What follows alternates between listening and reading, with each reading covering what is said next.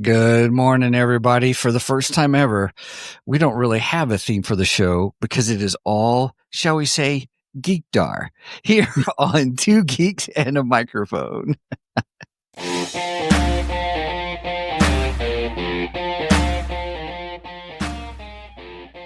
Welcome to the Two Geeks and a Microphone podcast, your one-stop shop for television, movie, video games, comic books, book reviews, and more. Now, without further ado, here's Steven and Mike.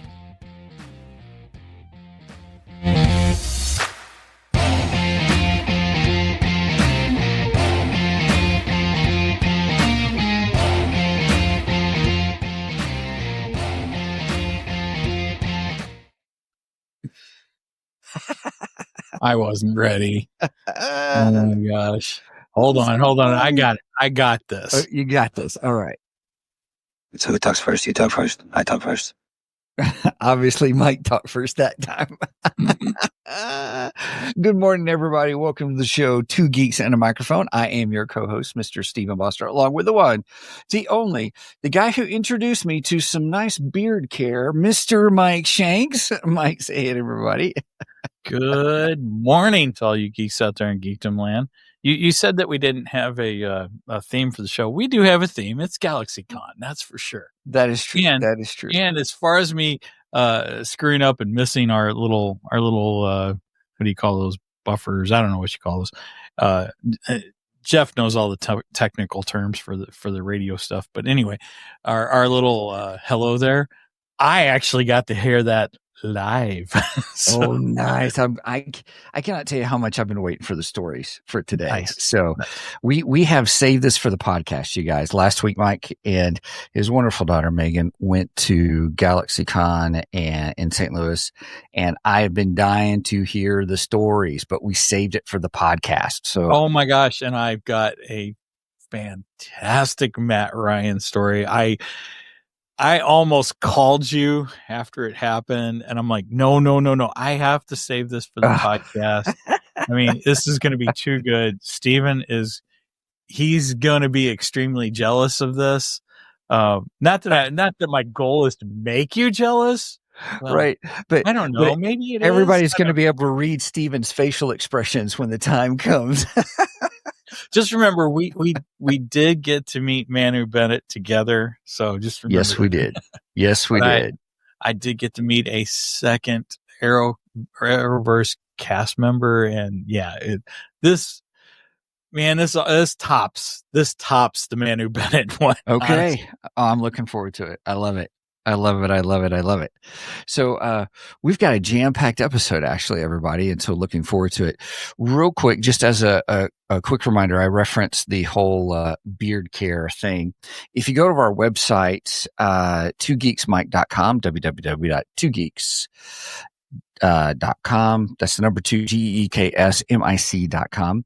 The cool thing is we have an affiliate sponsorship with Live Bearded, and I have been with my little itty bitty beard. I got the sample kit, and so you get 6 different scents, and for each one you get the wash, the conditioner, the oil, and the butter. I mean, so because I have such a little one, I just now this morning opened up Executive. That was the one you named as one of your favorites. Yes. And so I'm looking forward to it. So I've gone through all of them systematically, all the different scents and stuff. So I will. What's Kelly's favorite though? That's the big question. Well, I really haven't. I had her smell the Executive one last night, kind of thing, because that's when I opened it. So, see, I would put it all on. I would do it, and then I'd run in the living room. All right, smell this. Right. I did do that last night. It's like, okay, honey, awesome. Smell the goatee, kind of a thing. So they are actually really good scents. Did you purchase something this week? No. I saw a purchase come through this week. So somebody. Oh, did you? Somebody's using it. Yeah. So yeah. I wanted to get through all the different scents and see which one, because you said that your Legend, was it Legend in Executive? Yes, Legend and Executive are my 2 favorites. Yeah. Right now, I think 1880 and Executive are my two favorites. 1880 was strong to me. I tried really? it and I wasn't a big fan of it. And I was hoping I would be. Cause I mean, Right. 1880 ties into the whole Yellowstone and everything. Yeah. So they got two of them, I think, that kind of tie into Yellowstone. Oh, really? Yeah. This one's got like a bourbon bitter. Yeah. It's kind of like a old fashioned kind of a thing a little bit. So yeah. It was just, I don't know. It was just a little strong for me. So, but, yeah. Right. my dog came in to say hi again. Yeah. We all heard the door. Sorry about that. No. It was great. It was like a sound effect that you would hear in a teleplay or a radio drama. So you're saying maybe I need to cut that sound out in case we need a door. I think so. Yes, absolutely. All right, everybody. Well, we're just gonna go right from the top. So we're gonna go ahead with geeky news and get that one done, and then go from there. All right, here we go. All right.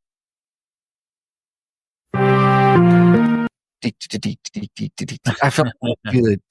Whatever. Anyway, go ahead. Sorry. I gotta share my screen here. Oh, dang it. I just clicked off of it. What the heck? It's all right. All right. There it is. Oh, no. I see what you mean. Sorry. If you want to, I got it here. There you go. Yeah, let's do that. I got it. Let's do that. It's a whole scene thing. Yes. All right. Unfortunately, this is sad news for the geeky news, and this is really sad news for me.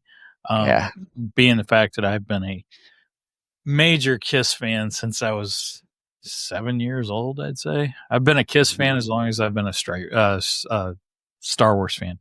I almost said Striper. I've not been as long as Striper fan because they haven't been around as long as Kiss. Kiss has been around longer than Star Wars. So anyway, sad news this week, unfortunately, Thursday, legendary guitarist and co-founding member, one of the co-founding members of the legendary band Kiss, passed away at 74 years old Thursday. Ace, that's Ace Frehley. Like I said, he was a founding member. He was with the band from 73, 74 to 1982, I believe, is when he left the first time. He left in 82 and then came back for the 96 reunion, stayed with them till 2000, left again, and that was it. That was Ace's tenure in the band. Ace is my favorite member of the band. He is the Spaceman. He's known as the Spaceman. If you're watching the video right now, you can see the picture. And I got a couple other pictures of Ace because I wanted to show some fun stuff. This was one of my favorite posters of Ace Frehley with his signature smoking guitar. I love the smoking guitar. That was just one of his little tricks, during the Kiss stage show. It was fantastic. It was great. And it set him out. He was unique as far as a guitar player goes. This is him in about 75 during the Alive tour. So very early days of Kiss. He was very young at that time. And then this is a more current, up-to-date photo of the Spaceman himself. So yeah, there's my sad news for today. Ace Frehley, original lead guitarist of Kiss, has passed away at 74 years old on Thursday, October. Today's the 18th, so it would have been October 16th, 2025. When was his band Ace Frehley's Comet? It was Frehley's Comet came out in about 1982. Okay. Yeah, that's interesting. Because so I had a few people message me on Thursday saying, well, actually I had a few people message me like a week or two ago.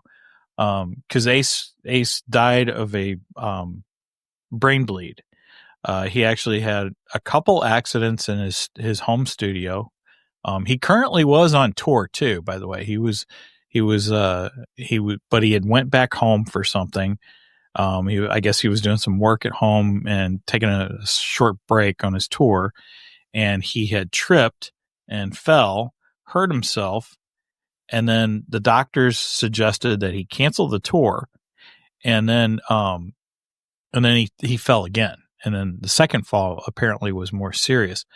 And right around the same time this news came out, Gene Simmons, bass player, also co-founding member of Kiss, Gene Simmons had a car accident where he blacked out at the wheel of his car and went across several lanes of traffic and hit another vehicle.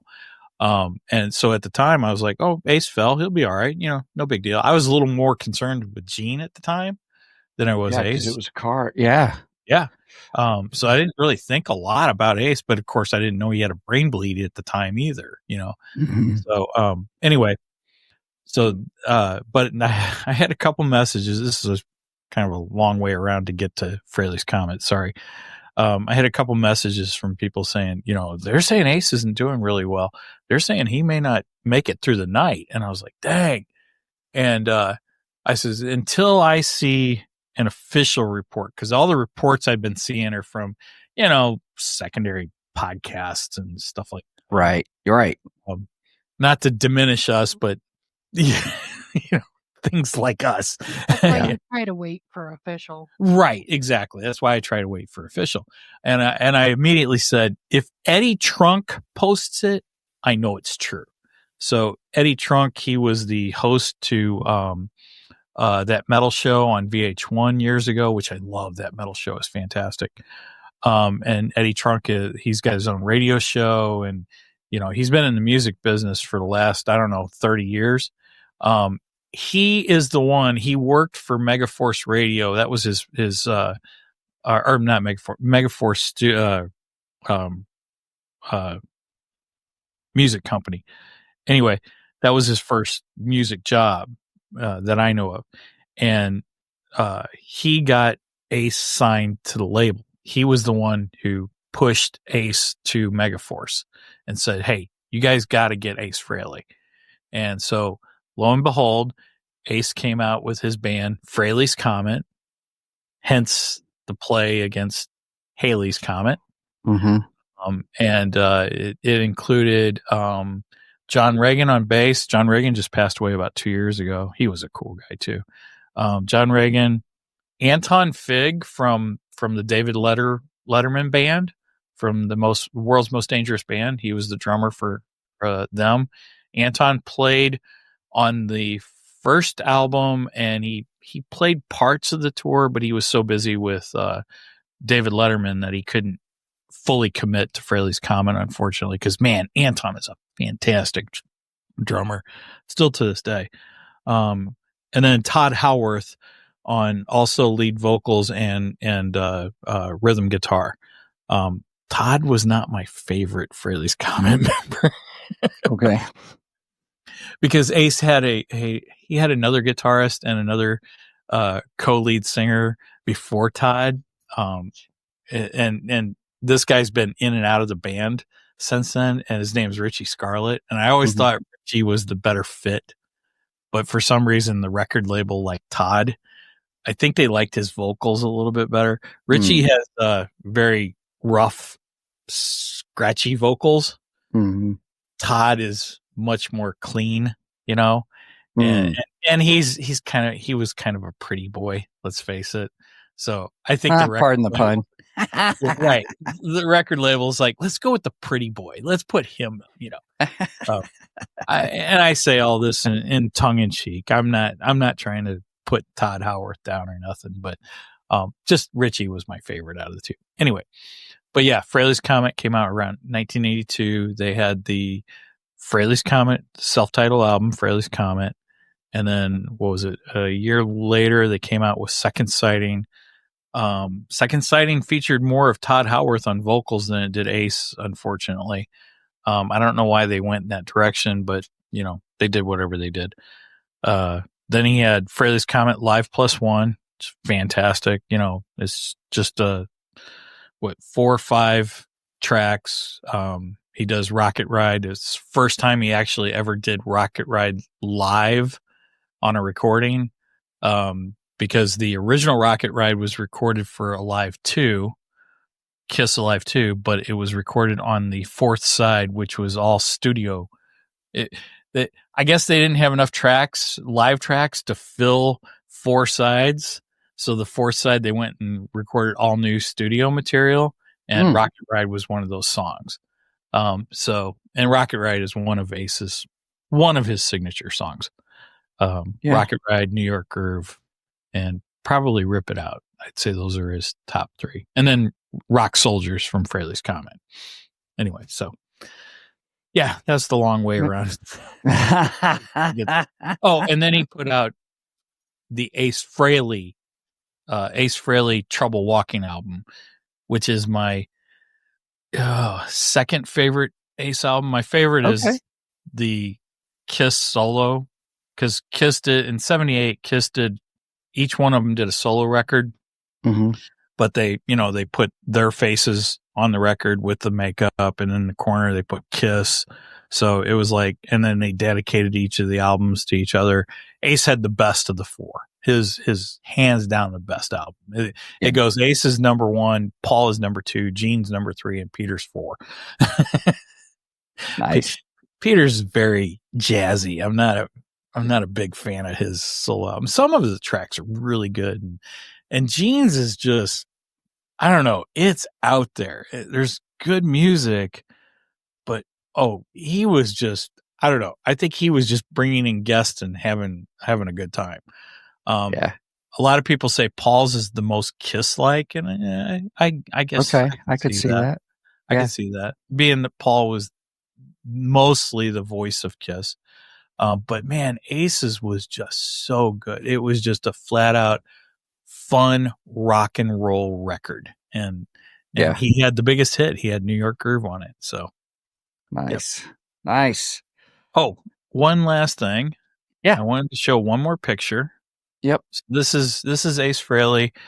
This picture was taken in 1997.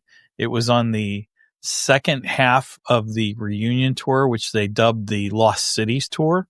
So they kind of went to cities where a lot of bands didn't go. They went to like the smaller markets and stuff that a whole bunch of bands didn't go. And they came back to St. Louis for the show. They were playing at Riverport Amphitheater. And yes, it's Riverport. I don't care what they call it today. That amphitheater will always be called Riverport in my mind. Yeah. They've changed the name like 10 times. 10 different but anyway, owners, probably. They keep selling it. Mm-hmm. That's what it is. It's naming rights. But I refuse to call it anything but Riverport because that's what it originally was. Anyway, it was so hot. That was like a July or August show. And, in the Midwest here, it gets freaking hot in the summertime. Because the humidity and stuff, yeah. Oh, my God. And Kiss had left the stage, and then they came back out for the encore, and Ace came out, and he completely removed the top of his costume and was just wearing nothing but the Kiss t-shirt with the kind of rhinestone logo, Kiss logo on it. Blinged out. They were blinging things out before it became a thing. That's right. They were doing that back in the 70s, man. But and that's something Kiss didn't do. They did not appear on stage without their full costumes. That's just something they didn't do. And I think Ace was like, it is too freaking hot in this place. No. Right. If I'm coming back out there, I'm taking the top. And honestly, his costume covers more of his body than any of the other 4 members. Mm-hmm. Oh, Gene and Paul practically are wearing nothing on their chest whatsoever. Yeah. And Peter did have he had kind of a undergarment under his, I don't know what you call it, the crossed bullets or whatever it is that he wears or wore at that time anyway. But Ace is like fully covered, almost head to toe. So he was like, no, I'm wearing something a little cooler when I go back out there. Right on. And it's just a fun photo, and I was there to experience it, and that's one of my cool moments. The only known time when he did such a thing. Yeah. I don't know of any, at least with Kiss, his solo stuff, he can do whatever he wants on his solo tour. that's just him, whatever he wants to do. So right. But that was a big thing with Kiss, though. I mean, they were always supposed to be out there with their costumes at the time. Oh yeah. Just like they did not share the stage with anyone when they were in costume, and they kind of broke that rule when they toured with Def Leppard. So on the reunion show, the first reunion, or not the reunion show, the farewell show, the first farewell show in 2000. In my opinion, the real farewell, because that was the real farewell. Because after that, the original band was, broken up, and then later we had Tommy come in and replace Ace, and then we had Eric Singer come in and replace Peter. But during that farewell show, we saw him in Carbondale, Illinois, at Carbondale College at what's the college in Carbondale? SIUC. Yeah, SIUC. And Ted Nugent was opening for him, Sweaty Teddy, Uncle Ted. And Ted wanted to come out during their encore and play a song with them. And they were like, no, we don't let anybody on our stage. Well, what was it? I don't remember. They toured with Def Leppard. And of course, this is the Tommy Thayer, Eric Singer lineup with the makeup. And they were touring with Def Leppard, and Phil Collin, the guitarist for Def Leppard, he not only came out on stage with Kiss, he came out with wearing a set of, I think, Paul Stanley's boots and one of Paul's guitars or something. And that was a huge no-no. So they finally laxed up on some of that stuff. So Gotcha. Anyway, gotcha. That's some of my Kiss stories. Brenda says twice, you did get to meet Ace. She says in all caps. I did. Yes, I did.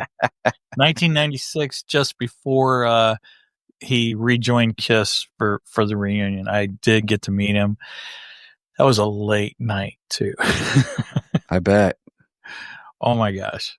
Yeah, Ace wasn't the best for time management. Let's just put it that way. He kept us waiting a long time. Yeah. It sucked. But it was cool meeting him. And I got my Creatures of the Night album cover autographed by him that night, which I had previously gotten Gene and Paul's at the Kiss convention in 95. Yeah. So yeah. The only one I couldn't get is Eric Carr, and that's only because Eric Carr had passed by that time. Eric Carr passed in 1991, so due to brain cancer. Right. All right. On the same day as Freddie Mercury. Yeah. Oh, yeah. I guess I didn't realize that. Yeah, a lot of people didn't, because Freddie's death overshadowed Eric's, unfortunately. So. No. Gotcha. Okay. All right. Any other geeky news? That's all I got, unless you got something. No, it's all good. Let's see. All right, let's go ahead and, as we said, everybody, the rest of the entire show is going to be... Go with the radar, sir. What's wrong with it? I've lost the bleeps, I've lost the sweeps, and I've lost the creeps. The what? The what? And the what? You know, the bleeps, the sweeps, and the creeps. That's not all he's lost. Oops. Oh, what happened there? That was one where you put it on the screen where I've got a slide for it already, so it's all good. All right. And everything. All right. Well, let's do this. Let's go ahead and because we are already almost 24 minutes in. It says 24 minutes in. So I am curious about how things went at GalaxyCon. All right. Well, wait. What? You got a Geekdar you have to talk about. Oh yeah. I mean, you got to talk about it. Okay. Yes. Sorry. Okay. You're very gracious. Thank you. I'm so busy.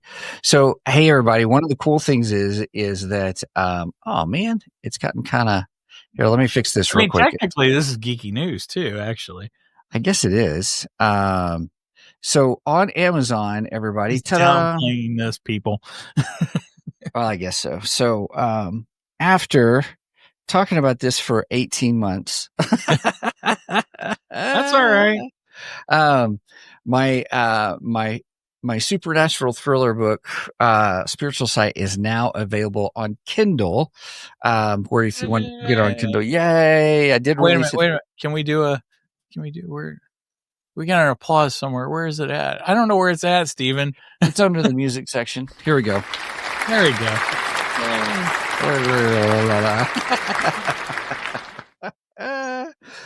So so it is on Kindle right now. It's $3.99, or if you have Kindle Unlimited, I even have it on there. The physical copy, my proof copy, comes in today. So I went ahead and was like, I'll go ahead and pop it out there for anyone who has a Kindle or wants it like it as an e-version. And then hopefully once I approve the proof copy, we should be good for the printed paperback. And then, which is really cool. Now, but if you are a Ko-fi subscriber, or you have given at any time, or you can have, I can't say that. If you've, for any supporters, one off, or for those who do our monthly subscription, you actually can get a PDF copy of the book right now. So, that is on our Ko-fi page, which I didn't show that. I'll get that up real quick. Ko-fi.com. And I will show that on our You can go down and there it is. So for supporters, the Veilbearer Chronicles one is finished. So it's a fun story. It's a story that I've had in the back of my mind, for ages. And so I finally just sat down and wrote it. Now I had to do some major rewrites for it. Right. So that's why it took a little bit longer to get in. But there's the book. If you're interested in it, let me know. So it follows it's what's funny is Mike and I were writing their books at the same time, but we really hadn't talked about our characters and stuff like that. Well, what's funny is my main character, his name is Ethan, and in Mike's book, the immortality code. Immortality code, his character is Ethan. So, which was kind of funny. There's no relation between the two. No, not whatsoever. So yeah, we had no idea each other.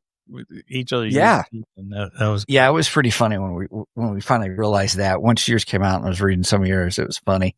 So it follows the story of a guy by the name of Ethan Parker, who is just finished seminary. He's been helping out the seminary, working at the seminary and helping and stuff, and just going through a crisis of, okay, now what? What do I do now? And he's got a really good friend who kind of helps him, and then all of a sudden he begins to see things, supernatural things. And he's like, no, he just thinks it's in his head, or he thinks he's going crazy. He thinks he's fatigued. He's like, what's going on? And lo and behold, he begins to see this, how shall I say, these dark figures, kind of a thing. So anyway, it's pretty cool. It's it was fun to write, in different parts. I learned a lot about writing fiction through it, and, I'm an amateur writer. So I'm not a real, author, but I am a published author now. Actually, this is my second book. My first book was a nonfiction book. This is my first foray into fiction and supernatural fiction. And, so if you like, Christian authors like Ted Decker, or even Frank Peretti, it's that same kind of style, but different. It is fiction. So it's urban fantasy fiction technically, but it's got a supernatural thriller twist in it. So anyway, yeah, you can check that out now. I'd love to hear from you guys. If just your thoughts on it, and shoot some reviews for anybody that has it, or any of the subscribers that you've got a chance to read it and stuff. So pretty excited about that. The Kindle is available now. It is. Yes. When will the hardback be available? I don't see a date for when the hardback. It is not. I didn't put it on there yet because okay. Because you have to have it. Sorry. I forgot. No, that's okay. You have to, in order to release, you got to have everything ready and done. And I'm not so sure about my cover art. So this cover art, if it fits correctly. So I want my proof copy to see how it all looks before I actually say, yes, let's go, kind of a thing. Gotcha. So your cover art could change. So you should have a disclaimer. It says cover art may not be actual cover art. Sometimes they put some disclaimers. Yeah. Like that. It will be. I just have to get it fixed. Amazon is not forgiving in your cover art size. Like it has to fit. Oh yeah. Kind of a thing. And for some reason mine was 0.2 of an inch off, and it was just crazy. It was driving me nuts. Cause then it would have had a white line, and it won't take it. It won't let you say, I'll just go ahead and have it. It won't let you do that. And, so it was kind of, see, I did mine through Get Covers, and I did mine through really? Get Covers. Yes. And, it's just wow, a hair of an inch off. So I'm going to have to go. I mean, I've got technically it's the PDF copy that they made. I think they messed up, but I mean, I have all the other files. That's the nice thing about Get Covers. You get everything. You get your right. Oh yeah, the print shop file and all that kind of stuff. I just don't have some of those programs, so I haven't really played around with it just yet, where I can make it a little bit bigger and then I can retry. Yeah, but it. you should contact them because they should fix that. Yeah, and they're good about fixing things. I had them fix my cover a couple times. There were some things I didn't care for. Yeah, when we did this one, it was really they work really well with you. Yeah, they do. It's just been like a year since since I got it done. Yeah, that could be. So I thought, well, let me see what I can do with it. I'm always the one. Let me see if I can fix it before I have to. They come back and says, well, you may need to pay us again. I'm like, yeah, I'm not doing that. Yeah. Okay, I understand that. I get it. Yeah, that's true. If it's a year out since they did it, yeah, they may not. They may not. So yeah, but thanks. That's good. Well, I have a motto: if you don't ask, you don't know. So that's true, and you have lived by that since we started the podcast day one. That's right. I sure have. Well, that is exciting news. I can't wait to get my copy. I have to say, I have to finish Jeffrey's book first. I'm about 12 chapters in his book. I'm about the same spot. It's 32% according to my Kindle. Every day at work during lunchtime, I try and read a chapter. So nice. So you just got past the part where they had the gang, they attacked the gang headquarters and stuff. So there's a line in there that cracks me up that comes out of Zig's character, Darkwind, which I think openly is, my favorite so far. It's cracking me up. Cool. And, where he, it says something about, I wanted to memorize it. I was like, I gotta get this memorized, but it's a point where he blows somebody up and it looks like just the legs are left over and it looks like they're walking in the air as it blows up. Kind of things like that. I think Darkwind and Primus are my two favorites, but I think I might be tainted because I'm friends with both of them. So I wondered that too, but I mean, I'm really liking. I think the mage. Oh gosh, what's her name? Athena. Yes, Athena. Yes, I'm enjoying that character because there was a little bit of banter that she did. She's kind of playful with all the other characters, in some ways, and so there's a thing where she kind of enjoys it. And so I that was pretty fun. So those are probably my top three, though. The other characters are great, though. He's got a great, he wrote the personality type of each one of those very well. Just the different characters because they are all so different. And he sticks to it. Like each character sticks not a character that I don't like in it. It's just I tend to gravitate towards Primus and Darkwind. Yes, agreed. So, but again, I don't know if that's because I'm personal friends with both of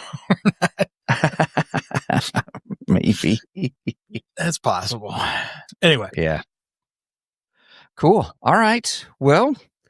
All right, we already played the Geekdar, so you ready to roll into the old Comic-Con? Yeah, let's do this. I'm looking forward to this. All right, let me go to the share the screen. This is a story time, everybody. Loving it. Okay, so this first image technically is a video, but I can't play it because every time I try to share the screen and it won't share my audio. So but this was at the opening of GalaxyCon. Now, Megan and I went to GalaxyCon. I did have different plans last weekend, but those got canceled. So Megan's like, Dad, go to GalaxyCon with me. I'll pay for tickets. So, oh, sorry. Yeah.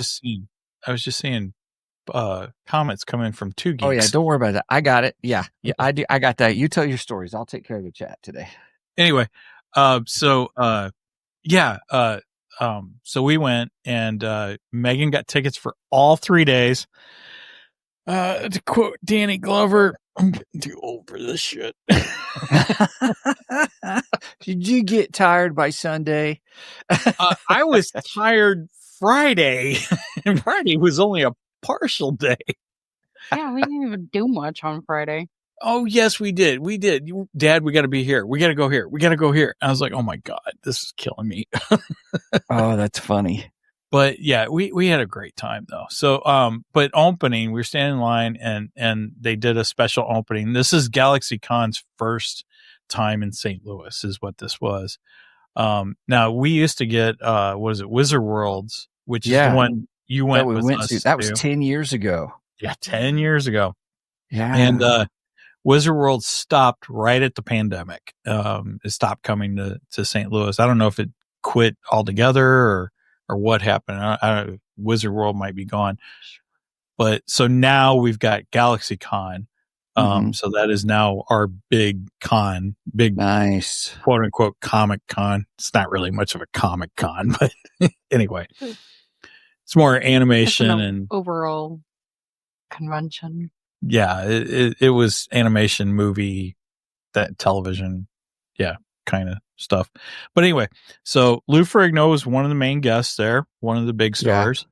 And he kind of opened up Comic Con and came out and talked a little bit, and that was fun to see the Incredible Hulk in the flesh. That was cool. I like that. I'm a fan of the original Incredible Hulk series that starred Lou and Bill Bixby. Bill Bixby played David Bruce Banner. And of course, Lou gives it 110%.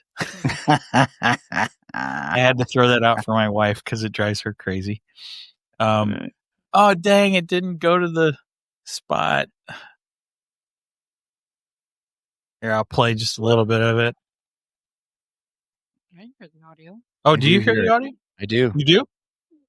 Hello, everyone. I am so honored and excited to be here. And Mike Floater, thank you so much for having us and bringing GalaxyCon to St. Louis. St. Louis is my home away from home. Do we have any St. Louis Cardinals fans here? A lot of people actually don't know, but I have a feeling if you live in St. Louis, you know. Yeah. My husband is David Eckstein. World Series champion of the 2006 St. Louis Cardinals and World Series MVP. Unfortunately, he can't be here with me this weekend, but he says to tell you all hello and go Cards. So you did hear that, Steven? I did. You bet. Oh, dude, sweet. Okay. So that's Ashley Eckstein. She's the voice of Ahsoka Tano from Star Wars The Clone Wars. And yes, her husband is David Eckstein, who played for the St. Louis Cardinals, the 2006 world champion St. Louis Cardinals. My dream World Series, by the way, because that's when they played Detroit Tigers, and Detroit is my favorite American League team. So, and of course, the Cardinals winning was the cherry on top. But yeah, Ashley was fantastic. Love seeing her. Couldn't afford to go get her autograph or picture though, because she was upwards of $100 to go. Oh, really? Yeah. All the Clone Wars. She was expensive. Yeah, she was one of the expensive ones, but it was cool that we got Ashley. So yeah. Then I'll play the next one. Okay. Hello, everybody. It is awesome to be back here in my hometown of St. Louis. Sean Gunn, right? Sean Gunn. Nice. And I've been in town for about 24 hours, so I have had Emo's Pizza already. I remember Emo's. Nice. For sure. I didn't know that David Eckstein is blowing my mind right now. So that's amazing. Yes, go Cardinals, go Blues, despite what happened last night. And yeah, it's awesome to be here. So it's gonna be a great weekend. Yeah, unfortunately, the Cardinals are completely out. Yeah, I was like, go Cards. Well, heck, they didn't even make it to the playoffs, guys. But anyway. Was Sean Gunn, wasn't he in the season 2 of Peacemaker? I don't know. I haven't seen it. I don't know if he was in. I have not watched season 2 yet. Okay. But he was in Guardians of the Galaxy. He's Guardians of the Galaxy, and his brother is the head of DC Studios right now. Correct. Yes. Gotcha. Yes. James Gunn. So we also had Sean Gunn, which is pretty cool. I remember him from when he was in Gilmore Girls. He was cracked me up in that show, Gilmore Girls. I never watched Gilmore Girls, so I don't know. Yeah. All right, and then we have the Listen, I'm not losing my man card on that because it was actually a good pop culture show. What'd you say, Megan? He is in an episode of Peacemaker. He is Maxwell Lord. Okay. He's also in Superman. He's what? He was also in Superman. Was he? Okay. Yeah, he was. In That's a cool. news clip of the new Superman movie, there was a news clip and he was in there. Yeah. Gotcha. All right. Oh, I didn't know that. Well, that makes sense. I mean, his brother directed it, so. Right. So for Guardians, he's Kraglin, but he also voiced the young Rocket in the third movie. I didn't know. Oh, really? I didn't realize that either. And he was also the green screen for Rocket, I think. Yeah, it says on-set Rocket. Yeah. I guess it pays when your brother is the director. The director. Yes. It does. Okay, and here is the ribbon cutting for the first ever St. Louis Galaxy Con. Where was this at? This was at America Center at the Dome. Okay.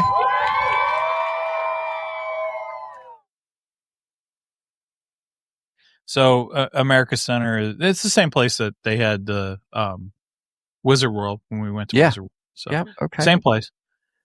Okay, so let's see if anyone recognizes this guy. I was so excited. You can ask Megan. I was like, oh my gosh, it's 7 Zark 7. So for anyone who doesn't know, this was the R2 Builders Club. Okay. And they built a 7 Zark 7. 7 Zark 7 was a character that was added to the American version of G-Force, also known as Battle of the Planets. Yeah.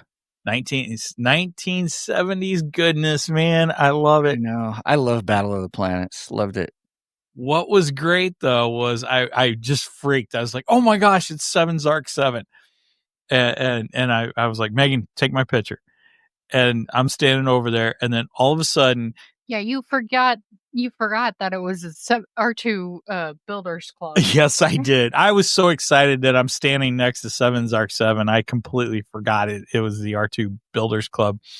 And all of a sudden, 7 Zark 7 starts to move. And not only does he move, he plays the theme music of Battle of the Planets. Awesome.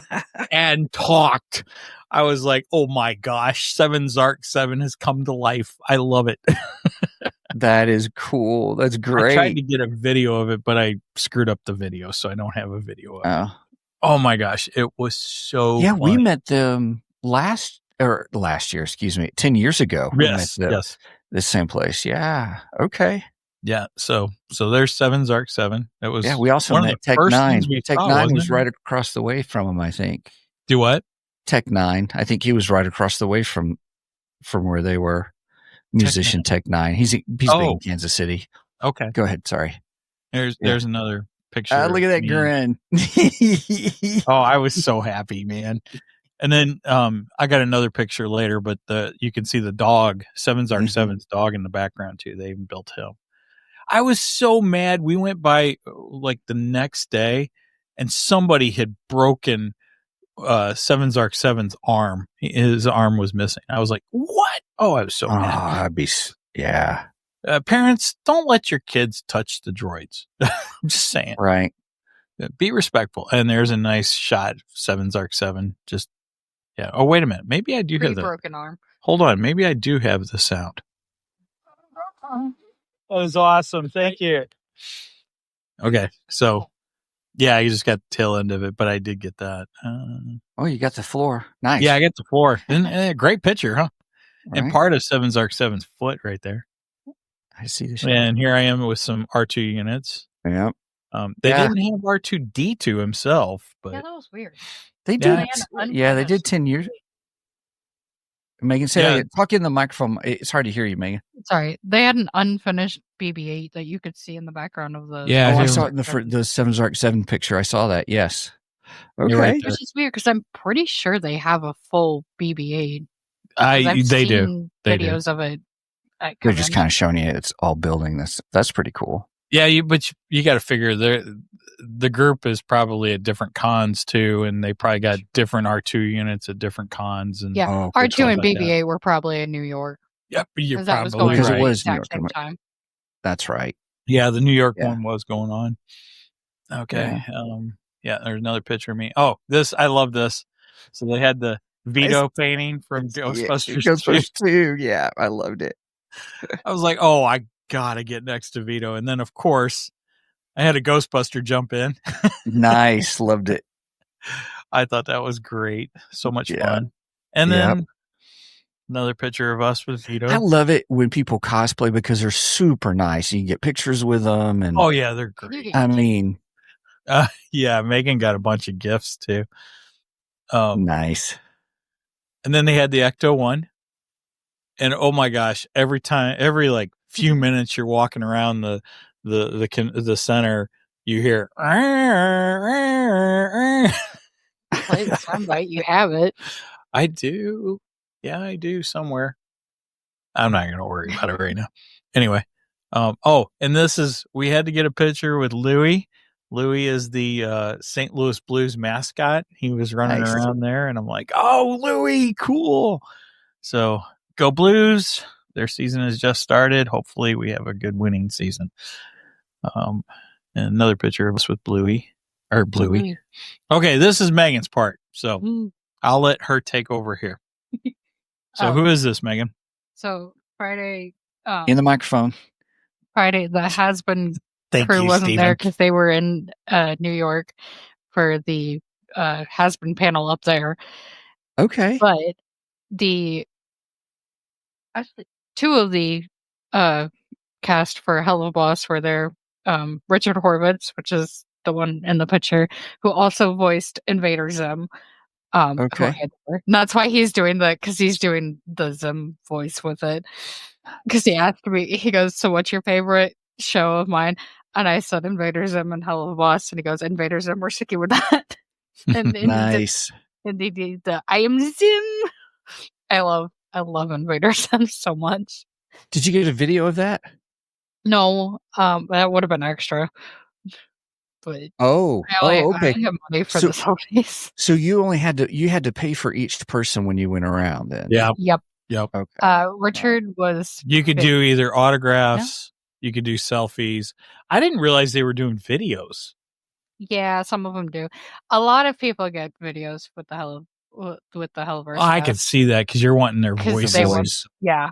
Right. There's a lot of them I've seen.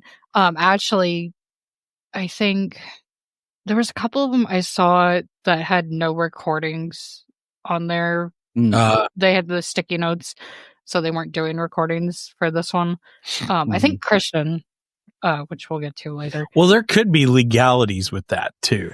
There could be. Yeah, they're under. Season 2 is in 11 days. Right, but you got to remember they're contracted by whatever company owns A24. Right. So Amazon. And they could dictate whether you do voice stuff and get paid on the side for doing those characters' voices because they own those character voices. So I'm just saying, I don't know. There could be legalities to it. You never know. But I did get a picture with him and he posed for it. Nice. And I got a hug. Nice. Right on. All right. So let's move to the next one. So that is Brandon Rogers. He is the main voice in Hell of Boss. He plays Blitz. Okay. He is Blitz. It is very much a he is his character. I Okay. think his character was kind of molded for him. And he took the phone and he took like 10 pictures. I do like this shot. This is a great Yeah, shot. that was the best shot. That's a fun. Yeah. All right. I love your grin, Megan. I was Okay. laughing because he literally just took my phone and just spammed. Well, some of them you can't help but laugh. And I got Yeah. one. Yeah. So this is me with Boba Fett. I think I met this Boba Fett at Megan and I Grizzlies went. game. Yeah, Megan and I went to the Grizzlies game. Grizzlies is like our semi-pro team. Mom was there too. That was for outing. Yeah. We just went to that was anyway. But I think I met the same Boba Fett there, but he had this whole setup here with the throne and Jabba's So throne. There was a group area, Right. and it was mostly the 501st. Yeah. And all the resulting. So, and then there's a close up of me and Boba, and then me and Boba, and then this is one of my favorites, me with the Han and Carbonite, and I did that, and I made my face and did kind of mimicked Han's hands there, and Boba goes, "You look good like that. Maybe you're next," and I go, "I hope not." Mom wanted you to highlight your shirt in these pictures from Friday. Oh, well, I'll get to that.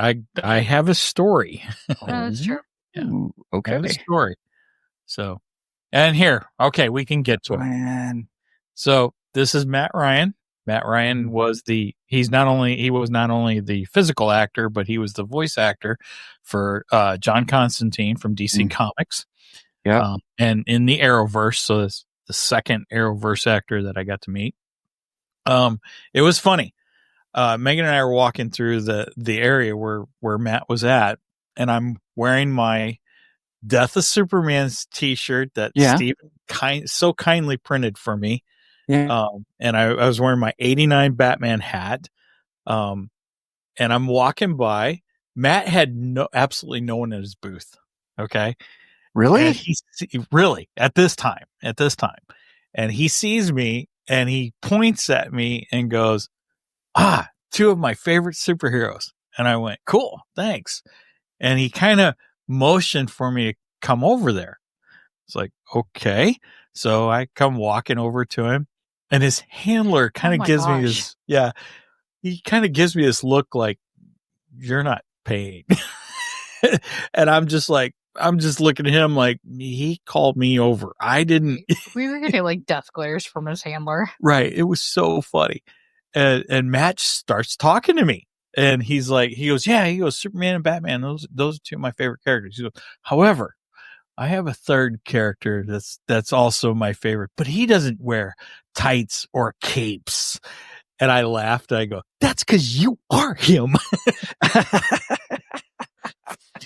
And he looks at me. He goes, well, I'm not really him. I go, oh, no. You really are him. And he goes, well, not really. I go, okay, you're right. Because if you are, you'd be damned to hell, and we wouldn't like that. But okay, fair enough.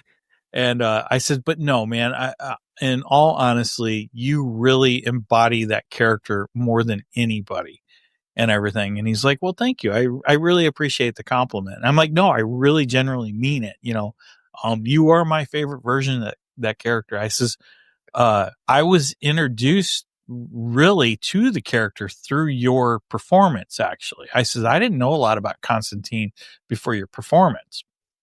And I go, I didn't even really realize that, Keanu Reeves had done the character before you. And after I'd seen your performance, for the longest time, I refused to watch Keanu Reeves' version.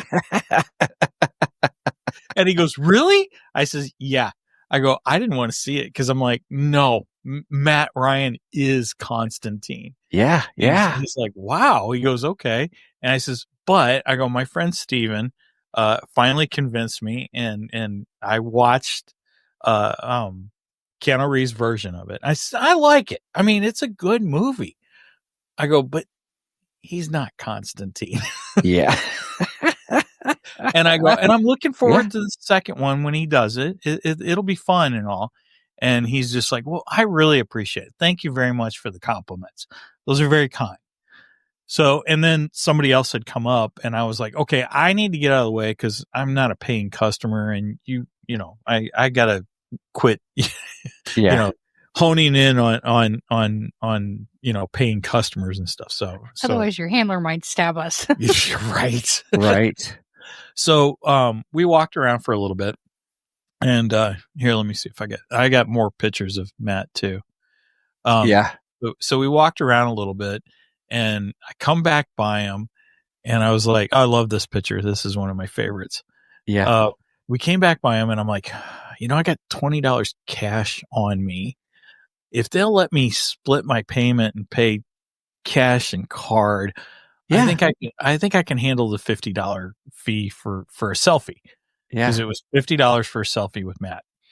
And so I went up to him and I was like, hey, can I split my payment? Can I pay part cash and part on my card? And the guy's like, I think you can do that. And he's trying to figure it out. And Matt goes, yeah, he can do it. And he's reaching over to him. And the guy's like, I got this. And Matt looks at us and goes, did you see that? And we're like, yeah, we saw it. So he gets it figured out. I pay him and everything. And he looks at Matt and he's like, they want a selfie. And he's like, great. He goes, you come around to take the selfie. And in the meantime, here, give me your phone. And Matt started just snapping pictures of me and him. And so hence I got 10 pictures with Matt Ryan. And he was just so much fun. And then here's is that the official selfie? Yeah, well, that's one of them. Well, that's the one that one of the ones that the handler. Yeah, the handler took, I think, 3 here. Something like that. Yeah. I didn't know we were posing. So I'm just smiling. And they almost all of them say, let's do a silly face for the last one. So that was our silly face. But yeah. So we had an absolute blast with Matt Ryan. He was so much fun. Yeah. And I so wanted to call you and tell you. Oh.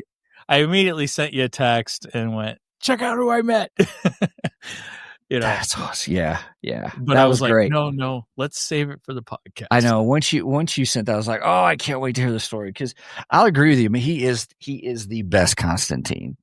I mean, he is. I mean, anytime if I see a comic book with Constantine, or if I see, any kind of storytelling with it, I always hear his voice, because I love the TV series, not the Legends of Tomorrow stuff. I mean, that wasn't that bad, but I really love the television series Constantine with him. Oh yeah. Yeah, it was good. I wish he could have got a second season. I was so disappointed he didn't get a second season. And I have to say this. So the guy just before me, let me go back to the Matt picture. Mm-hmm. The guy just before me was talking to him. He was getting autographs and stuff. And he had said something. Apparently he must have had a favorite podcast. And he told Matt, he's like, you need to go on this podcast. And Matt's like, well, right now I'm not doing any podcasts. I'm not doing any interviews at the moment. He says, because I might have something in the works. And he goes, so maybe next year.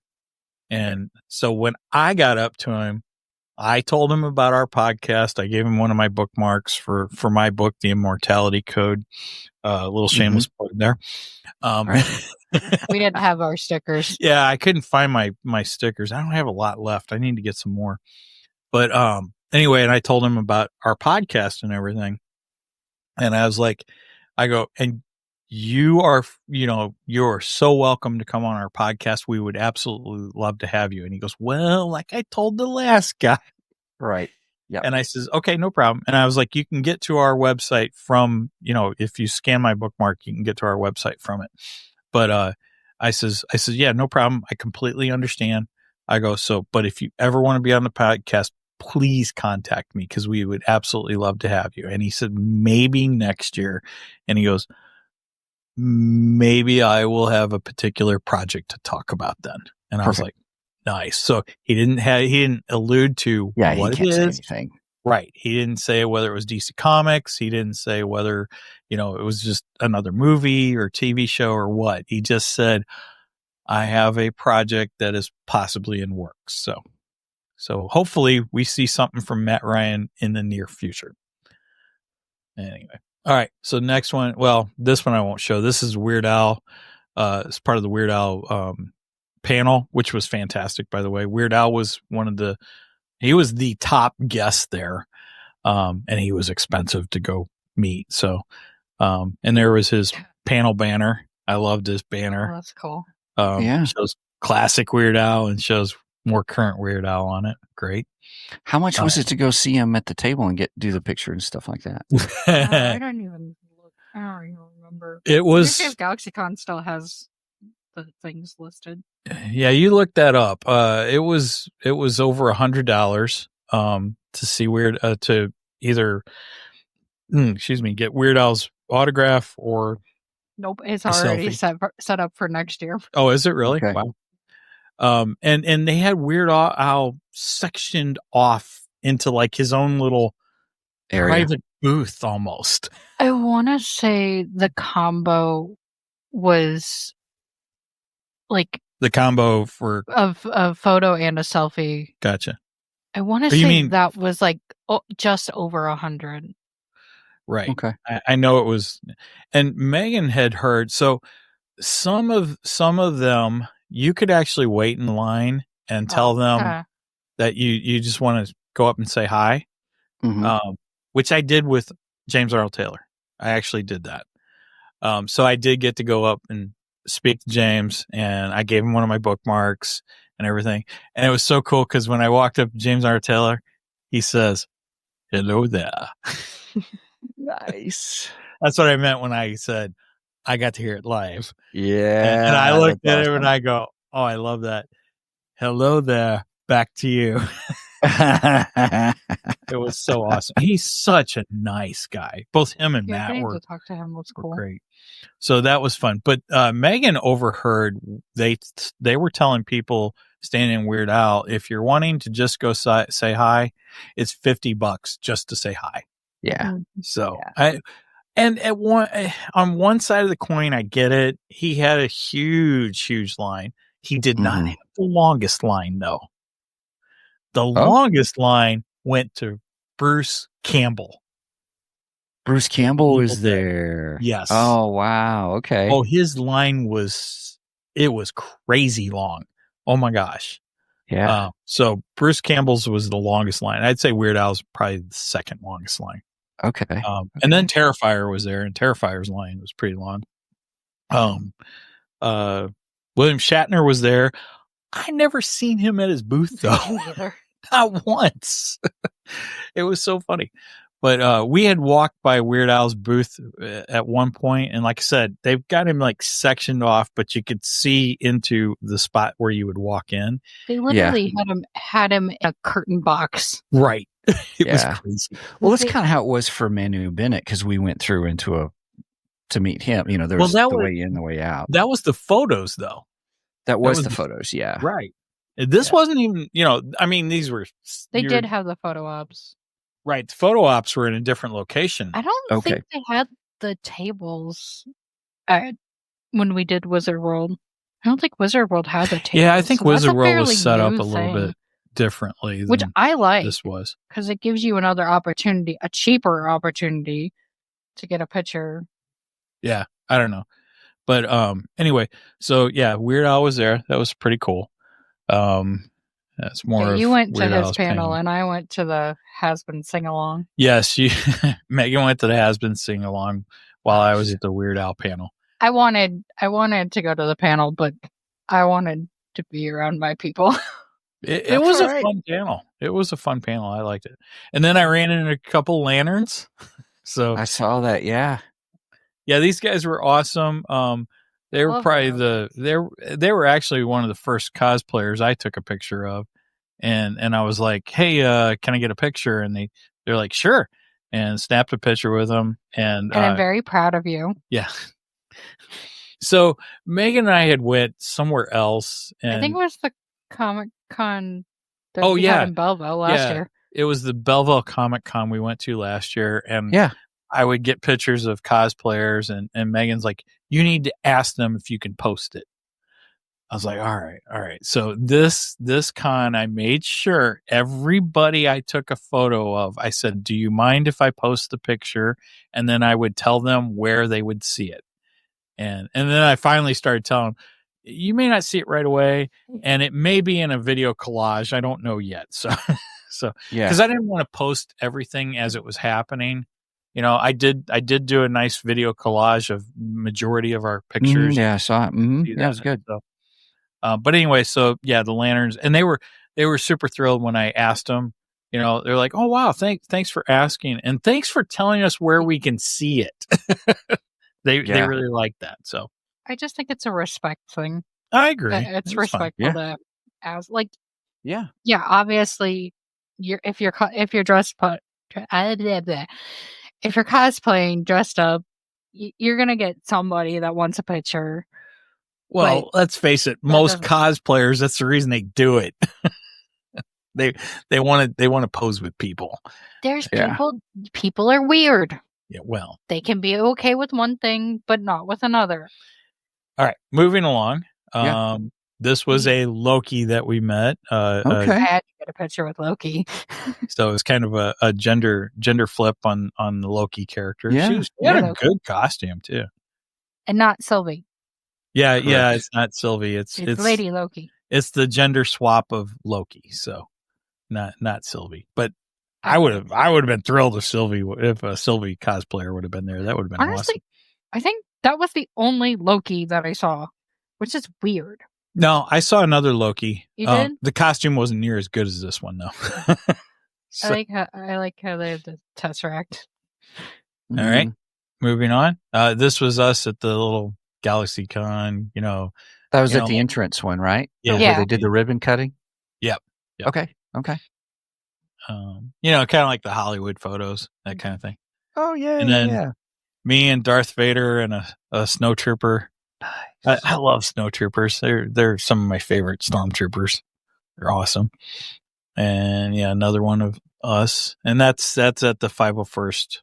The 501st. Well, so they had the way that they had that section set up. There was the Boba Fett with the Han and Carbonite on one side. Oh yeah, had a booth. Shoot I don't think trooper. you got any pictures of the shoot a trooper. I didn't, but they had Nerf guns that you could shoot at stormtroopers for charity. Right. Oh, that's cool. I love it. On this side was this little setup. At one point, one of the handlers asked me if I wanted to shoot a stormtrooper. I said, "No, sorry, I shoot like stormtroopers, so I'd miss." We don't have any pictures of it, but on the corner they had a panel. Was it the Death Star panel? I don't know. Or a TIE fighter or something like that. So this photo, Megan and I ended up on the news. I see that. Look at that. Yeah.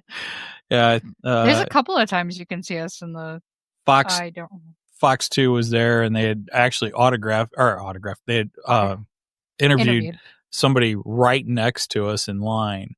And later on that night, we were watching the news, and I'm like, "Oh wow, we made it on the news!" So there we are. That's fun. And this was a view of everybody coming into the con from up on the second floor. I didn't even know you took that picture. Yeah. We were waiting in line for your Hazbin panel, and I went down and took a picture of everybody coming in, everybody lined up to get in and stuff like that. And here's the Hazbin Hotel panel banner. Nice banner. I like that. It is a nice banner, yeah. And then this was a cosplayer that we met, Megan. So I was dressed as Alastor. I found another Alastor, so I had to get a picture. We were in Nice. the line to meet Amir, who is the voice of Alastor. Right. Lots of Alastor. She had a Cool. great costume. I was really impressed. I was really impressed with her teeth there. That cosplayer actually won the big cosplay contest on Saturday. And apparently they're stitching. Yeah. So the coat. So she completely made that costume. That is not like a costume you buy off the rack. And it had like 1930s stitching because Alastor is based off the 1930s. Mm-hmm. So yeah, she went into some detail. That's pretty cool. Oh yeah, yeah. It was a cool costume. I liked it. And then yeah, I found a Vox cosplay. Well, a human Vox. And you'll have to explain who Vox is. Vox is a giant TV head demon. This is his hat. I made it. Okay. I'm very proud of this hat. Yes, she is. I'm not even like the biggest Vox fan. I'm slowly liking them more. I'm liking the villains more. But I have a picture of Christian somewhere in there who is the voice of Vox. Oh, I like this one too. Oh, yeah. This is so a that good same picture. Alastor cosplayer had a Rosie accompanying him. Rosie's one of the other characters. I don't know if her voice actor has ever been to a convention, but I thought they both looked great, so I had to get pictures of them. Even though I'm not a fan of the show, I got to say the costumes that I've seen people do of the show, They're really good. They did a good job. So, okay, and this is one of the voices. This is Amir. Okay, here I'm gonna move me up corner. He's the voice of Alastor. He was funny. Demon. He was funny. Yeah, as you choose. Yeah, it was funny. She that was the first one she stood in line for, and I stood there with her, and she's like, Saturday. She's like, will you take the picture? I was like, sure, I'll take the picture. And then we get up to him, and he goes, I normally take the pictures. Didn't say it like that. Yes, he did. That is exactly how he said it. I looked at it, go, hey, ain't my camera, so it ain't my phone, so whatever you want to do, I don't care. It's like, here you go, dude. I think Richard is the only one that you actually took the picture for. I don't remember which one Richard is. Okay, who is this one? That's Blake Roman. That's the voice of Angel Dust. Okay. And Joel, I can see his name. Joel Perez. He's the voice of Valentino. I don't have a pop figure of him yet. Or not pop, you choose. I have ordered it. He was crazy. No, I haven't. I love him. He's a sweetheart.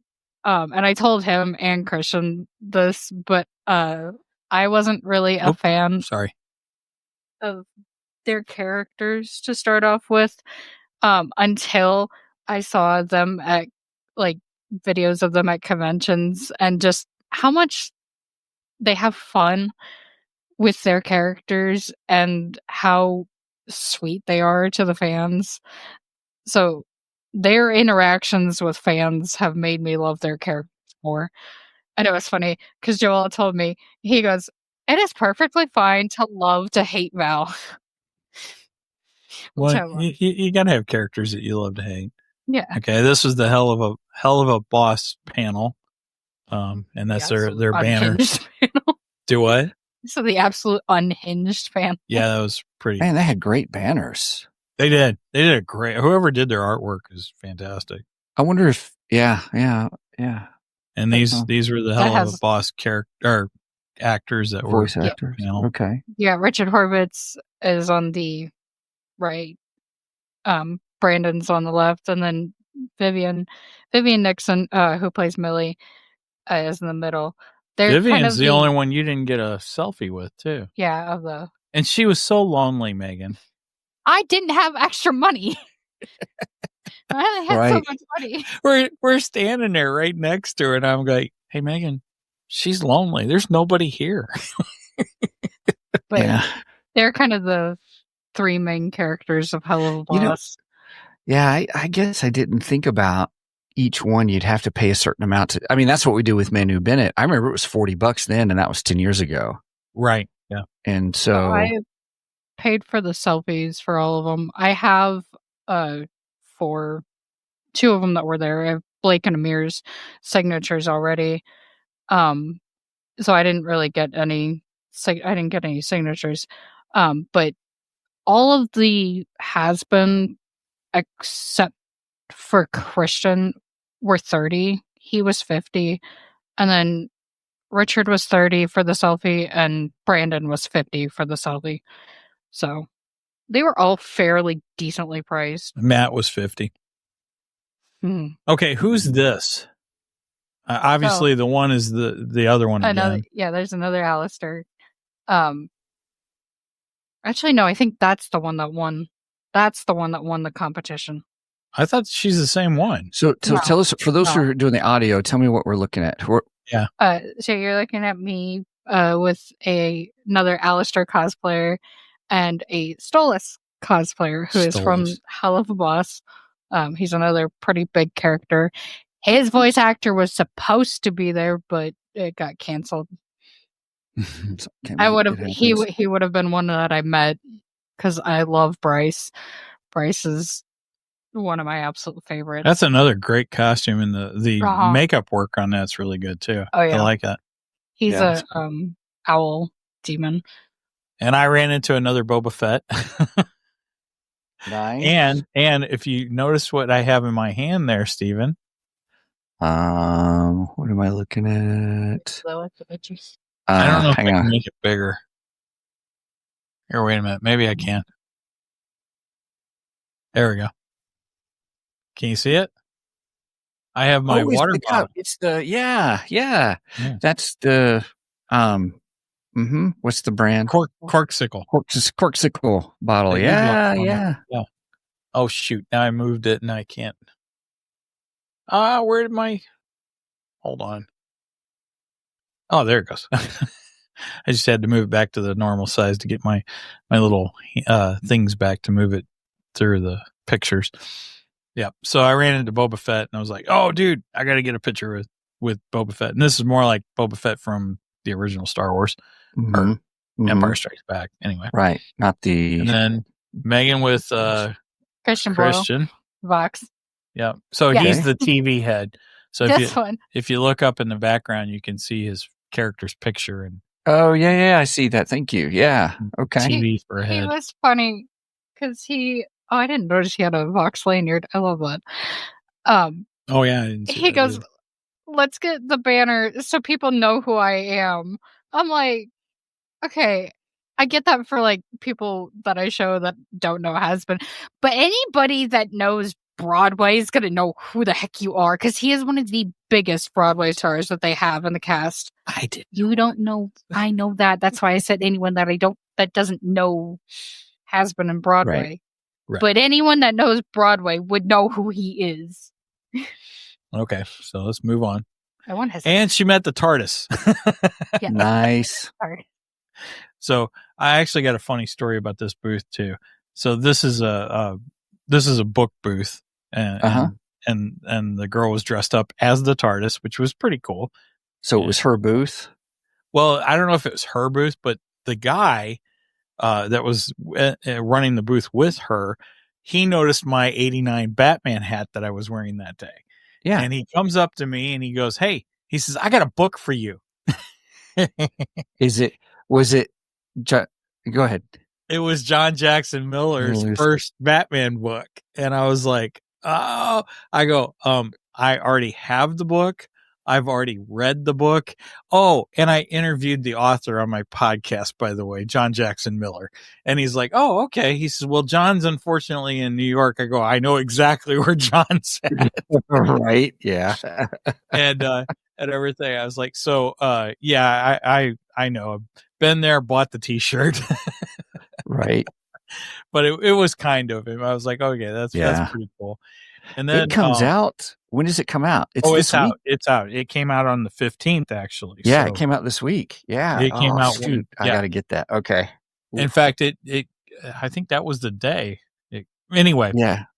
But it was so funny because a little bit later, maybe an hour after we walked by there, I see a post come through from John Jackson Miller from New York Comic Con. He's posting from New York Comic Con. He is, yeah.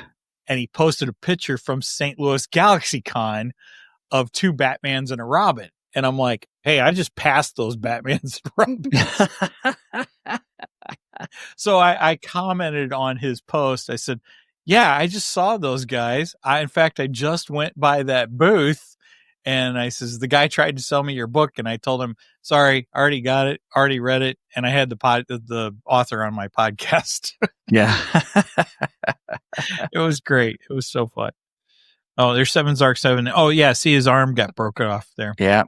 I was so mad. Oh, and there's the dog. I don't remember what the dog's name is, but yeah. Oh, this is the one Megan was talking about. So, yeah, it was great. We're walking along, and all of a sudden, Skeletor comes by. And I was like, whoa. I just went, hey, Skeletor. And he turns around, and he did a pretty good Skeletor voice, too. And he had the laugh just perfect. It was great. And as soon as he turns around, he goes, I know that look. So he come over and take pictures with me. And of course, I was laughing the whole time. He had me cracking up. He was so funny. On YouTube, gosh, who is it that does it? But he goes, and remember, and he does this. And it does all this funny stuff. They crack me up every time. But that's pretty cool. Oh, that's a good one too. I love that one. He's laughing, and it was so funny. I thought he should have won the contest, but that's just me. Anyway. And the next one is Megan with Lunette and Molly. I don't know if you know who Lunette and Molly are, but this was a show that Megan watched as a child. Megan does not remember watching this show, but Brendan and I, we were like, oh my gosh, you were in love with Lunette and Molly. In fact, Molly's the doll, and Megan, we had bought Megan this gigantic Molly doll that was like as big as her, so she saw Lunette and she's like, I got to get a picture with Lunette and Molly. So it was cool. That was pretty much for Brenda. And then, we got to make dice trays. This was neat. They had a class, and Megan and I actually made our own dice trays. Nice. So it was $15 to take the class, and which included the materials and stuff. Yeah, I'm even thinking about maybe us starting to make them, because I'm like, we could do this. Honestly, they were really easy. Yeah, they weren't hard. I've been looking at all kinds of videos so we can do more fancy techniques and stuff too. So, and it was fun. It was. I liked it. Once we figured out how to do it, it was fun. Yeah, sure. Okay. The instructor was a bit scatterbrained. Yeah. But she was fun. But she was good. I liked her. She was fun. But yeah, there's mine. There's my completed one. And is that leather? Yeah. Mm-hmm. Yep. It's leather. Okay. You mark it up where you want to fold it, and then you cut it. You cut the little flaps, and you attach the snaps, and then snap it all together. And there's Megan's. Okay. Hey, I'm gonna go grab my gifts. Okay, go ahead. All right, and this was Megan with Miss Frizzle from Magic School Bus. I didn't watch another one of Megan's childhood things. Oh, and there's our dice trays completed. So yours was the dark tan. Hers was the black one? Yeah, hers is the black one. Hers was a thicker leather, so it was kind of hard to get it folded. And when we got home, Megan's like, Dad, we probably should have scored it, scored the lines in it. That's what they call that. Mm-hmm. She's like, we probably should have scored it on both sides, so maybe it would fold better. So I don't know. Maybe when we get some materials, we'll try doing that. Yeah. This was the Clone Wars panel I went to. This had Ashley Eckstein, James Arnold Taylor, and Matt Lantern. And Matt Lantern was there too, huh? Yep, Matt was there too. Okay. Fantastic panel. Loved it. The camaraderie was great between the three of them. Mm-hmm. And I love their banner that they had up. It was fantastic. Yeah. Yeah. I wonder if they look so similar. I mean, the design types, that I wonder if the con did that. You know? I'm sure. I'm sure it was, because I mean, each one has the GalaxyCon logo on it. Mm-hmm. So I'm sure it was GalaxyCon's artist or art director. Mm-hmm. And I do have a little bit of the panel. I'm not going to play it on the show. I think I'm going to put the panel clips up on our Ko-fi page. So that'd be great. See that? Just go to the Ko-fi page, because I don't know what the legalities of that are on YouTube. So I think I'll just throw it on Ko-fi. I think I'm safer there for legal reasons. But probably. But yeah, Jet, Ashley, and Matt, and they were fantastic. I would love to see them all back together again on a show. But who knows? Who knows what the future has to hold? And that was the best picture I could get. The three of them with their heads up at the same time. Oh, I caught the last 30 minutes of that panel. It was a good panel. I had a fun time at that. Oh, here's another one of the floor. Another of the floor. Excellent. Those are my favorite pictures. Yeah, they're great, aren't they? And there's more from the. Really capture the detail of the concrete. Thank you. I was going for that. So I ran into a Blade cosplayer, and oh my gosh, he was so enthusiastic and so much fun. I was like, "Hey, Blade, can I get a picture?" And he's like, "Yeah, you want to hold the spike?" I was like, "Hell yeah." That's cool. So I got the pose with Blade with the spike. I love it that you're wearing your Rippaverse comic shirt for this day. Oh yeah, I had my t-shirts picked out for the weekend. I was like, first day I'm wearing my Superman shirt, and the second day I wore a Two Geeks and a Microphone shirt, and the third day I'm like, I'm repping Rippaverse. I had only one person comment on my Rippaverse shirt. I had a bunch of people comment on my Death of Superman shirt, though. Yeah, that was awesome. It was popular, but I think I still have two. I have two more that I haven't pressed yet, so I still have two. Nice things and stuff. That's cool. So I thought Blade looked fantastic. He did. Mm-hmm. I mean, it's an easy cosplay to do, but you had to find the chest plate, and I'm guessing he made it. I didn't really get to talk to him about his costume. Oh, there's another one on the floor. Okay, and here's Megan. I'll let you explain this one, because I have no idea what this is. So they are characters from Soul Eater, which is an anime, which is one of my first animes. So I saw them and I was like, I have to get a picture. The pink-haired one that I'm standing next to, the character name is Krona. It's kind of a villain in the anime. The other girl that I'm standing next to, her character name is Maka, and the scythe that she's holding is Soul. So the way that Soul Eater works is that you have misers and weapons, and the weapons are people that can turn into weapons. So Soul is Maka's weapon. Maka's the miser.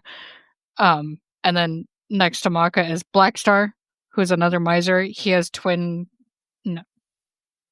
he has a, I spent so long since I've watched Soul Eater. I cannot think of her name. I think she's a sword, but I think his weapon is a sword, but they didn't have the weapon. Krona is not, I don't remember how Krona works, but Krona has a giant sword, which you can kind of see in the picture. But I had to get a picture with them because Soul Eater was one of my first animes, and I adore Soul Eater. This was one of the last ones we saw at the con, too. Yeah. We were getting ready to leave. Oh, now I'm at Darth Vader. So I guess that's the end of our photos. I'm not saying that Darth Vader's choking people that annoyed him was right. I'm just saying that I understand. I completely understand that. Right on. All Okay. right, cool. So stop screen, share screen. Oh, you got rid of Megan. Oh, whoops. Hang on. I guess hang she's on. off the show now. There, I got it. So the last thing I wanted to talk about is so if you're planning on going to con, Megan and I learned lessons. Yeah. And we're gonna learn some tips. So the first day on Friday, being somebody who's been to lots of concert events and sporting events in the St. Louis area, I've learned that when you go into the stadiums, you're not allowed to take, drinks. You're not allowed to take, if you bring a bag, it has to be clear and see-through and all this stuff. So I'm applying all this logic to the con, and I come to find out that those Conventions are different. Yeah, conventions are different, and I didn't realize it. I mean, I haven't really been to a real convention since, we went to that one. Mm-hmm. And so that first day, we didn't take anything at all. And I was dying of thirst, and everything is overpriced, as far as food wise goes and drinks wise goes, everything is overpriced. There's not a big selection of food to get, and it's more or less stadium food, so it's not the best, So I asked. So you're saying it's like $8 for a hot dog? Yeah, or more. Pretty much. It's crazy. And it's not like a huge hot dog either, so Right. It's not even as good as the hot dogs that you'd get at At the a stadium. But so I asked, I was like, are we allowed to bring water? And they're like, yeah, you can bring water. It's like, sweet, Okay. Megan, we're bringing water bottles tomorrow. We also brought snacks. Yes. So that was the other thing. I told her, I says, look, let's go to Walmart. Let's get some snacks. Let's get some sandwiches. Let's get some water. And we'll put it all in a cooler. And we parked at the Lumiere Casino, which is just a couple blocks away from the stadium. So we parked in the parking garage there, and then you walk through the casino and then out and then over past the stadium and down to the convention center. The convention center is connected to the stadium and such. So it was really convenient for us to actually leave the con, go back to our car, refill our water, get some snacks. We ate lunch at our car and everything. And yeah, if you are able to, where you're in a situation where you can park close enough to the convention center, I would highly recommend it, because it was very helpful on Saturday. Saturday was the longest day we were there, because we were there from 10 a.m. Well, actually, we were there from about 8:30 a.m. to I think we left about 9. Okay. Yeah. So a good 12, 13 hours. And it really helped to be able to refresh, get something to drink, get something to eat, and stuff, and not pay the convention prices. And, Yeah. And I got, we got a little bit better food, in my opinion, than what was on the Right. Now, that first day we did walk. We decided to leave the convention center and go walk, I'd say about a block away, and there was a High Point restaurant down by it, and so we did have burgers at High Point, which is good. High Point does not sponsor Two Geeks in the Microphone, by the way. Just saying.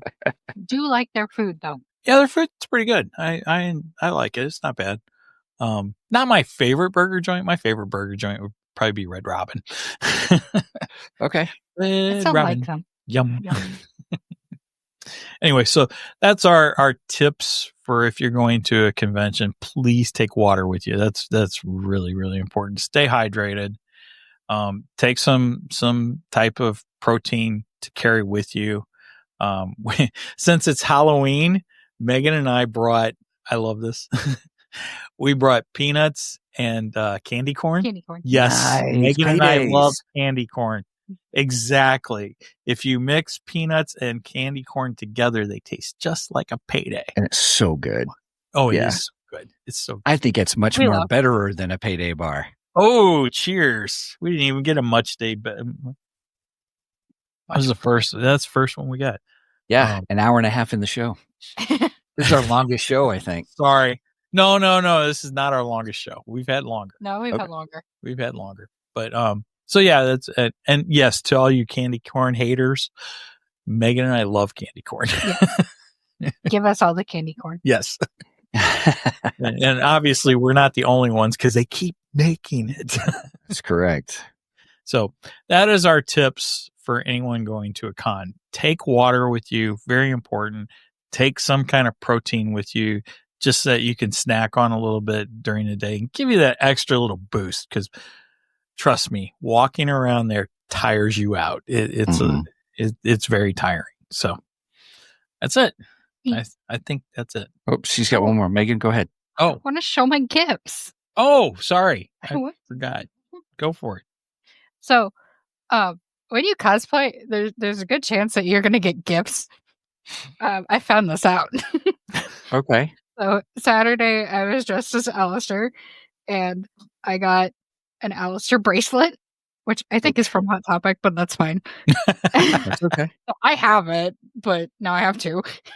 And then it was funny because I had another one that came up to me. Actually, I think I got this one first. But they were like, I ran out of Alastor bracelets, so here, have a Vox bracelet. Nice. They made. That's funny. And then Sunday, I was dressed as Husk, who I have a figure for. Yeah. The funny thing is, get back down. Sorry, I'm having trouble putting it down. So I didn't fully cosplay. I have a full that I wore to the little mini Comic-Con that we had last year. Yeah, how do you describe your cosplay? You have a description. I called it a closet cosplay. There you go. Or more inspired for Husk. Alastor was more of a closet cosplay because I just used my Hot Topic overcoat, and then I had a black t-shirt, black shirt. What do you mean by closet cosplay? What do you mean by that? So it's just things that I have. That you have in your closet in order to try to make. Okay. To make an outfit close to the character. Yeah, it's not like a full on, Yeah, as opposed to making everything myself. Okay. Closet cosplay is just kind of something you throw together to make that you have already. Yeah. For Husk, I had a sweater that's actually a Queen of Hearts sweater, but he's very card motif. Because he's got playing cards and dice because he's a gambler. So he's card motif. So I have know when to hold them. I was thinking the same thing. Know when to fold them. Sorry. Know when to walk away. I had know when to run. This crop sweater that I really wanted to wear for him, and I had the ears that I bought from Etsy. I got so many compliments on it because people would ask me about the ears, and I said, I don't know, I just bought them on Etsy, and then I said something about not being really creative, and I had this one Charlie cosplayer. She was like, no, you put together that outfit and you did fantastic. It looks amazing and it is so Husk. And they hyped me up. Aww. But so my gifts for when I was dressed as Husk, the reason I didn't go to the Clone Wars panel is because there was a Hazbin cosplay meetup. So I went to that. And we were taking pictures. There was I don't know where his figure is, but there was a Serpentius, who I've showed the figure before. He has these little egg boy minions, and there was a Serpentius cosplayer that was handing out little 3D printed egg boys. So I got an egg boy. That's pretty cool. That is very cool. There was a guy that cosplayed as an egg boy. And that was really cool. I don't care for the show, but some of the cosplay was amazing. It's pretty impressive. We should have got a picture of him. Guy got highlighted in the panel at the Hazbin panel. Yeah. Because so they're tiny little egg boys. They're literally just eggs. Mm-hmm. So they're short and small. And actually, Blake Roman does the voice for them too. So this guy had like the pinstripe suit because they have a pinstripe suit to kind of match pinches. And then his whole head, his head was the egg boy. And on his chin, he had the little legs and had arms hanging down. It was really cool. He should have been in the costume contest. Yeah, I think he could have won something, honestly. But we were walking up to the final cosplay contest because they had one like each night. And I had somebody who I was actually going to stop because they had a TARDIS backpack, and I wanted to stop them and say I like their backpack. But they saw me first, I guess, and started digging through their bag. And they were like, "Hey, wait, you're cosplaying as Huss. Do you want this angel drawing that I did earlier?" I remember that one. Aw. So I was like, "Yes." So I got gifts for dressing up, and I love that. That's cool. That's pretty cool. I got nothing. I go to quote Charlie Brown. I got a rock. We saw Charlie Brown. Yeah, we did, and he had a bag that said "I've got a rock." Nice. It was pretty funny. Okay, A lot of cosplayers, and that made me really happy. Not just Hazbin. No, there were a lot of fabulous costumes. We saw a lot of Raven this year. Raven from Teen Titans, and I was like, still don't know why. I mean, I probably saw, I don't know, a good 10 Ravens walking around there. It's like, dang, there goes another Raven. And, there's nothing really going on with the Teen Titans right now. So I was like, that's interesting. Why is Raven so popular this year? But I was happy she was. That was a cool highlight. But yeah, we saw tons of great costumes. If nothing else, it's fun to go just walk around and look at all the different costumes. What's really cool is I remember that a lot of those folks that are doing the costume are super nice and they're having fun and you're just having fun together. I mean, there's, so yeah, it's pretty cool. Yeah. The camaraderie was great. It was fun. Yeah. A good way to put it. Yes. All right. Very nice. I think that was mine and Megan's trip to St. Louis 2025 St. Louis Comic Con or Galaxy Con. Galaxy Con. I got to get Comic Con out of my head because that's not really what it is. It's Galaxy. Yeah. I definitely want to go next year. Yeah. Well, very cool. Let's see I did look up about Wizard World. The Wizard World Conventions brand is no longer active. In 2021, the company sold its fan convention division to Fan Expo HQ. Okay. Right. So there you have it. That's weird because Fan Expo isn't as big. Because I think GalaxyCon is bigger than Fan Expo. Well, I didn't think this expo was as big as the one we all went to, 10 years ago, though, which that was I chalk that up to it's the first. Yeah, I agree. Years. It's their first one. Yeah. So are they going to do it yearly? They said they're going to do it. Yeah, they're already planning the second year. So nice. The weekend of October 25th next year. I mean, this was the first for St. Louis. It's not the first GalaxyCon. No, there's been plenty of GalaxyCons. All over the place. So, but yeah, this is the first major geek convention that I've seen in St. Louis in a long time. So I was happy about it. It was cool. Yeah. All right. Well, Very that's fun. our trip to GalaxyCon. Nice.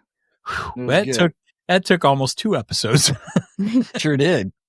Sure did. But that's okay. That's okay. That was great. It was great hearing stories. I love that when you sent the whole thing with Matt Ryan. I couldn't wait. Love that story. Just giving you a chance to get connected with him. That was fabulous. It was and he was such a nice guy.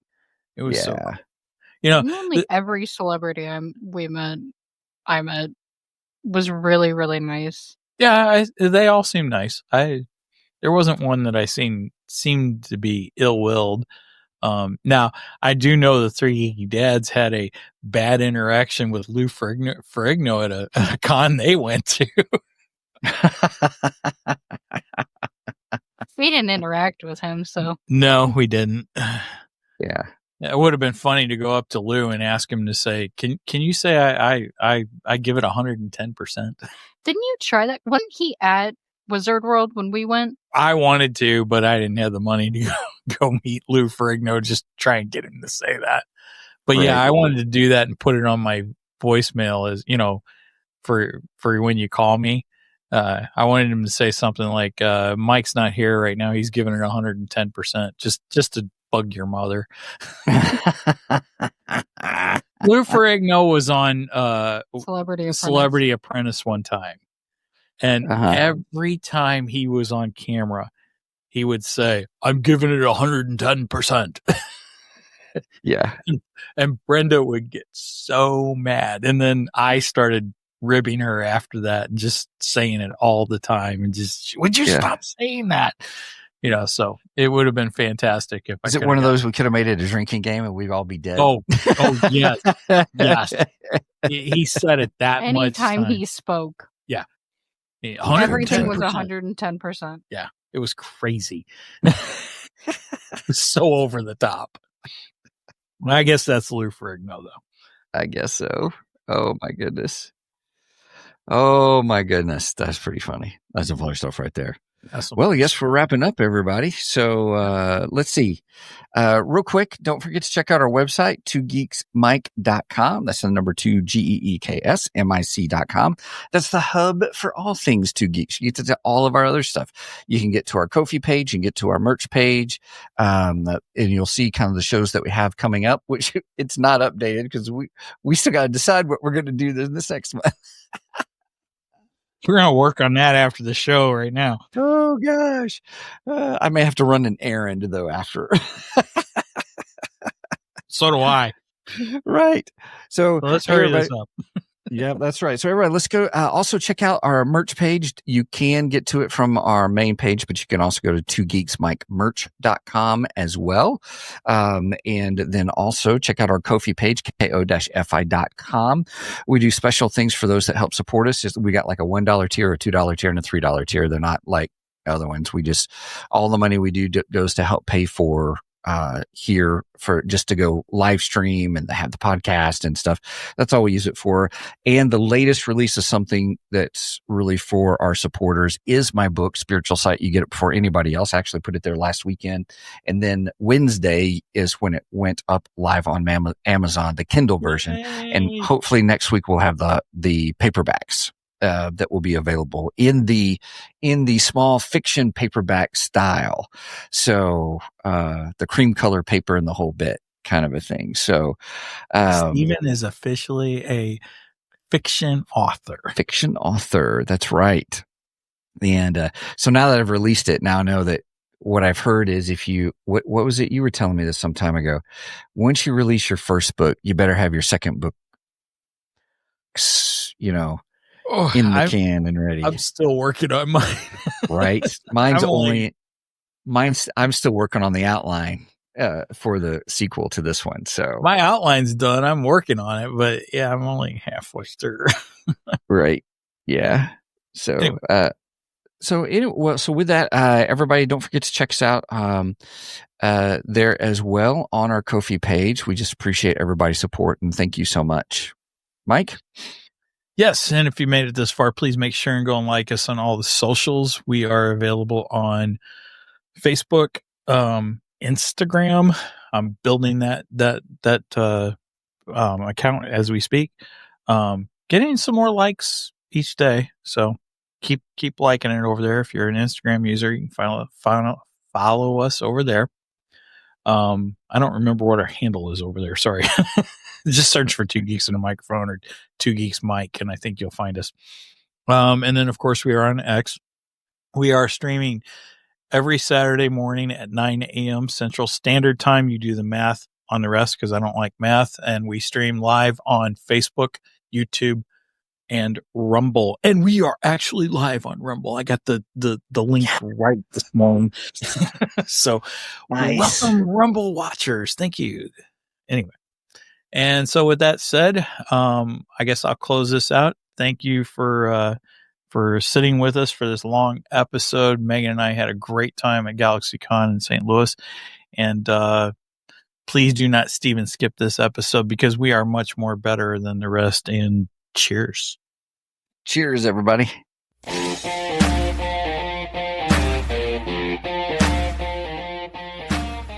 Thank you for joining us today on the Two Geeks and a Microphone podcast. Tune in next week when we will have more news and reviews. Until then,